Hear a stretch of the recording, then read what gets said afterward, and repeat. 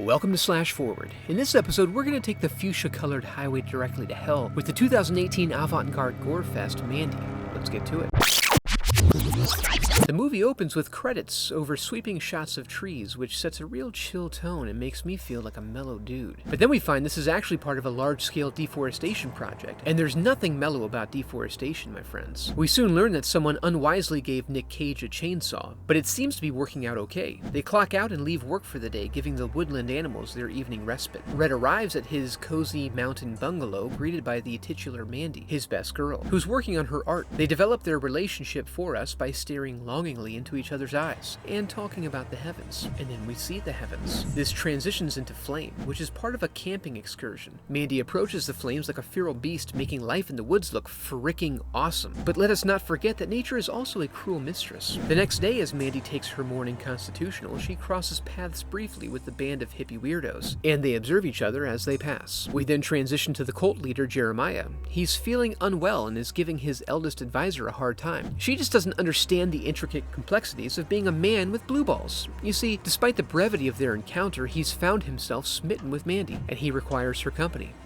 On his crotch. He sends for Brother Swan, who's charged with fetching the maiden. Swan doesn't hesitate to comply, and they share a good laugh and a platonic face caress, as some men do. The next day, Mother Marlene tries to get back in his good graces by locating Mandy and using her dull charms to lower Mandy's guard and collect precious intel about the general location of her home. We later find the brothers preparing for the evening events. Brother Swan blows his ocarina, summoning a roving ATV gang from hell, although it's too dark to tell what they're cosplaying. Their assistance comes with a price, so they're provided a mason jar full of goo and the promise of a future sacrifice. In stark contrast with this, Red and Mandy are engaged in the most normal evening we've seen so far. After bedtime, the gang moves in as though someone had opened the lament configuration. They subdue Red and allow the cult to take Mandy after securing their tribute. When Mandy awakes, Mother Marlene is there to reassure her. She lets her know it's all good, and her husband is fine. It's just that she belongs to them now is all. After being prepared with some of the most organic, free-range hallucinogens possible, Mandy floats off to a wonder-filled dreamland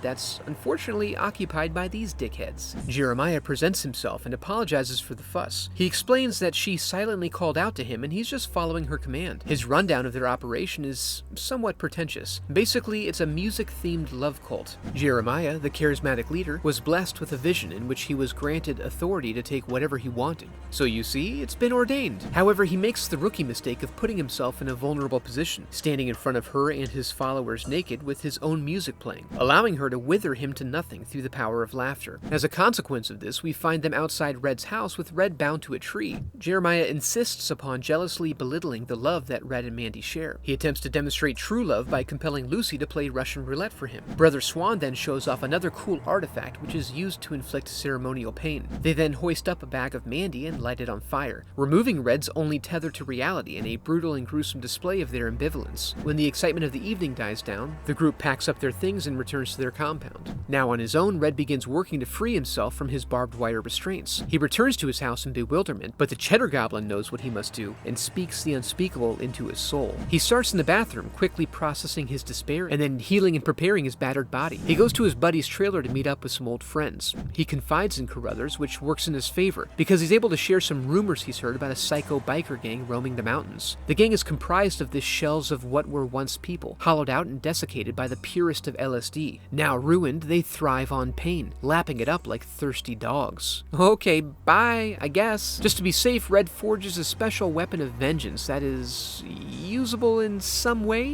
He'll figure it out when he gets there. It is sharp and pointy after all. He drives off into the wilderness that evening, although I wonder if the bikers would be as scary in the daytime. It doesn't take long to come across the gang and get to work. He picks off a straggler and intends to finish the job with his truck, but it's a mixed bag of results, mostly in that he ends up unconscious and wakes up with his hand nailed to the floor. He has a brief interaction with this slippery fellow and manages to save himself as a result of a code violation. He grabs some new utensils of carnage and begins his descent. Downstairs, he finds more bikers. He engages in a knife fight and has a relatively easy time breaking this guy's neck. He then gets a little afternoon pick-me-up and reacquaints himself with his gear. We then discover that the jar of goo was that previously mentioned LSD. We know this because just a little taster melts his face off, and now he's ready for anything. He goes into the night to inflict pain, which the bikers are fairly casual about. so he finishes him off in order to move on to the cult. He follows the road to an outpost where he finds the chemist. They have a one-sided conversation where the chemist shows off his skills as an empath, intuiting Red's desires. He points him in the correct direction and gives him a firm smack on the ass to send him on his way. Red rides all night until he comes upon the compound. His first trap snares brother Swan and Lucy. Swan tries to say some hardcore stuff, so Red interrupts him with a fitting punishment for silver-tongued sinners. Lucy, the only character sympathetic to Red's pain, is let go. He works his way through the grounds until he comes across the tool of his trade and approaches this cult member who demonstrates he's more than game by whipping out his own obnoxious chainsaw. Turns out, a 6-foot chainsaw is a tremendous hindrance to mobility, so he takes the first chance to grab the shorty. But Red had already called no tradesies, so he whips out a log chain and initiates a reset on the workplace accident calendar. He then bypasses all this subtle imagery to find Jeremiah in the final chamber and delivers Mother's head to him. Jeremiah does his best to seduce Red with offers of soul saving before resorting to flat-out begging. Red responds by crushing his skull and cleansing the sanctuary with fire. We end on a flashback to a simpler time, a time before LSD biker clubs and charismatic love cults were burning us alive and the world was full of hot pain and on fire.